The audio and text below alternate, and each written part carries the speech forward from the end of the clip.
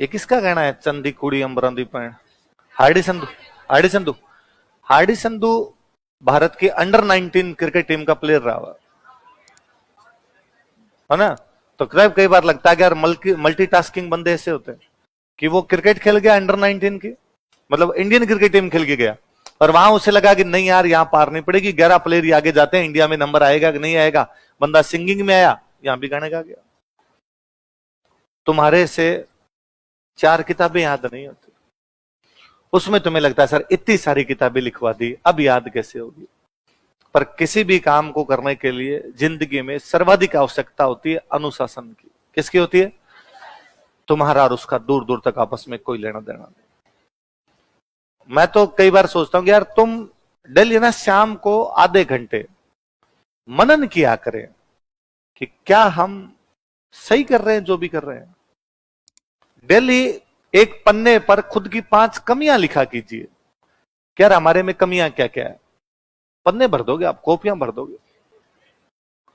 और यदि ऐसा आप नहीं करते हैं तो आप गलत ट्रैक पे हैं। फिर पढ़ाई मत कीजिए, और काम कीजिए। जिंदगी में और खूब सारे काम है, जरूरी थोड़ी है कि सबको पढ़ाई करनी है। आप किसी दूसरे फील्ड के अंदर जाइए, आप में कोई दूसरी क्रिएटिविटी है, शायद कोई ऐसा कंपटीशन होता हो जिसमें बुलवाया जाता हो कि चर्चा करनी है, कितनी देर तक कर सकते हो, शायद तुम उसमें ज्यादा अच्छी बातें कर सको। तो और कोई तुम्हारे अंदर प्रतिभा हो, कोई सिंगिंग हो, तुम डांस करते हो बहुत अच्छा, उधर जाइए। तुम्हारा पढ़ाई से लेना देना नहीं है। मतलब मैंने खूब सारे बैच देखे होंगे इतने सालों के अंदर, मैंने तुमसे बदतमीज नहीं देखा कि जो सामने खड़े आदमी के बावजूद बातें करता रहे। मैं कई बार सोचता हूं यार पढ़ाने का एक और अच्छा तरीका मुझे आता है। मैं एक पीपीटी बना के लाऊं, यहां लगाऊं, मैं टांग पे टांग दे के बैठूं, समझाऊं और वो लिख लो, और तुम्हें झक मरा के लिखना पड़े, तुम्हारे पास कोई इलाज नहीं हो।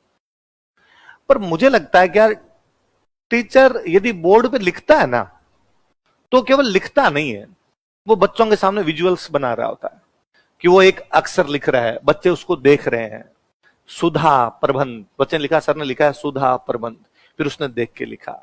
टीचर ने बोला सुधा प्रबंध लिखते टाइम, फिर उसने वापस बुलवाया कि बोलो सुधा प्रबंध मैंने लिखा है।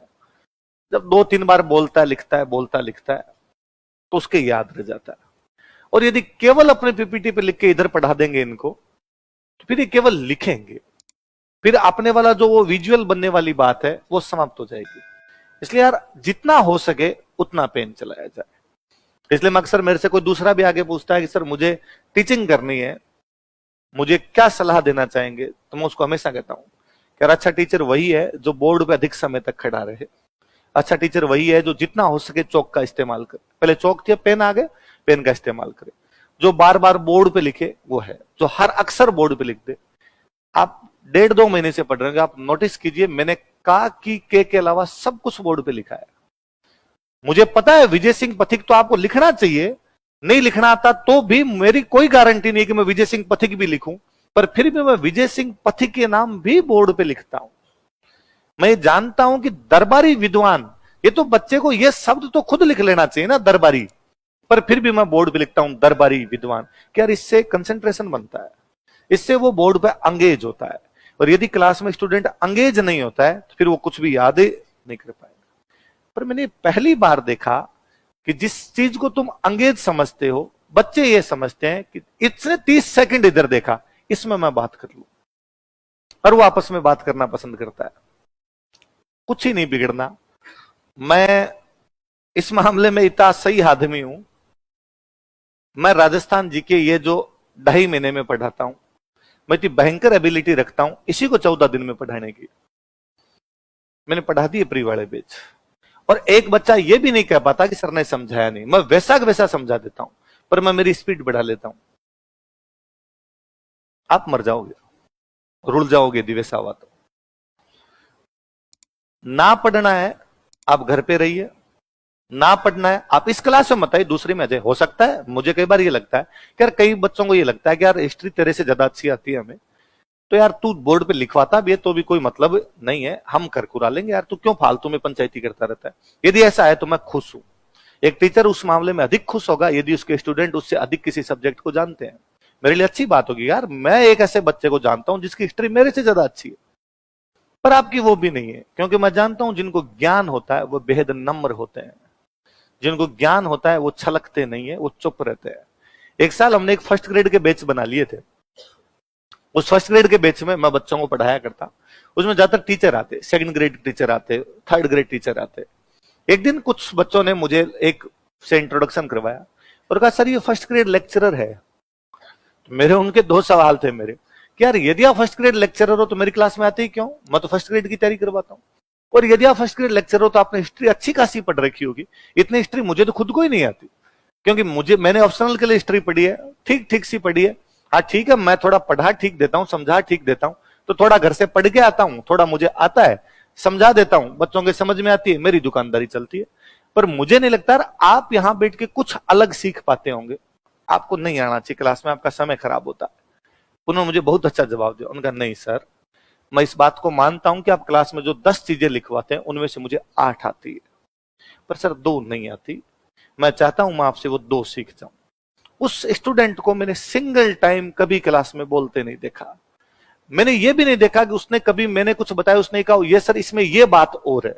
कईयों को जब थोड़ा थोड़ा आता है ना, अदजल गगरी छलकत जाए वाली भी होती है कि एक कुंभा के बारे में एक फैक्ट उसको आता है, मैं 64 लिखवा दूं वो उसके दिमाग में नहीं आते, उसको एक जे नहीं लिखवाया, उसको वो बताना था सर एक वो और है।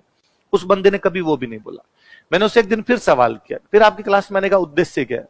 उसने मैं कॉलेज लेक्चरर की तैयारी कर रहा हूं सर, 2 बातें भी काम आएगी, कॉलेज लेक्चरर में 2 बातें मेरे काम आ जाएगी। वो उसी वैकेंसी में कॉलेज लेक्चरर बने थे, बाद में उनका आईएएस हो गया था। तो मैंने नोटिस किया कि यार जिन बच्चों को ज्ञान होता है ना वो नहीं बोलते, जो क्लास में फड़फड़ करते रहते हैं इसको कुछ ही नहीं आता और उसका कुछ ही नहीं बंटना। फिर मैं सोचता हूं यार मैं ज्ञान क्यों बांटता हूं, मेरा क्या लेता, फीस आ गई, कोचिंग को फीस दे दी, कोचिंग मुझे तनख्वाह दे ही देगी, मरे बुझे, पढ़े तो पढ़े, नहीं पढ़े तो नहीं पढ़े, जीवित मक्खियां नहीं निकली जाती। मैं स्टूडेंट से ये बना हुआ हूं, टीचर बना हुआ हूं, इसलिए मुझे पता है कि क्लास में या निजी जिंदगी में या इस स्टूडेंट लाइफ में सबसे अधिक अधिक जरूरी है चुप रहना। जो जितना शांत रहेगा, जितना चुप रहेगा, उतना सीखेगा। इसलिए आप तो, मैं नहीं जानता आप किस प्रकार से बातें करते हैं, यदि आपका पड़ोसी बात करता है तो आप खड़ा होकर सीट चेंज कीजिए, ऐसे बेलखने के पास मत बैठा कीजिए, वो बर्बाद होगा, तुम्हें पहले बर्बाद करके जाएगा। हो सकता है वो घर पे जाके पढ़ लेता हो, तुम्हें नहीं पढ़ने देगा, ये मैं गारंटी देता हूं इस बात की। थोड़ा सा सोचा कीजिए। आपको ये भी लग सकता है कि सर टाइम पड़ा है अभी तो हमारे पास, 2 साल पड़े हैं, 2.5 साल पड़े, हम धीरे धीरे पढ़ लेंगे, यूं निकलता है।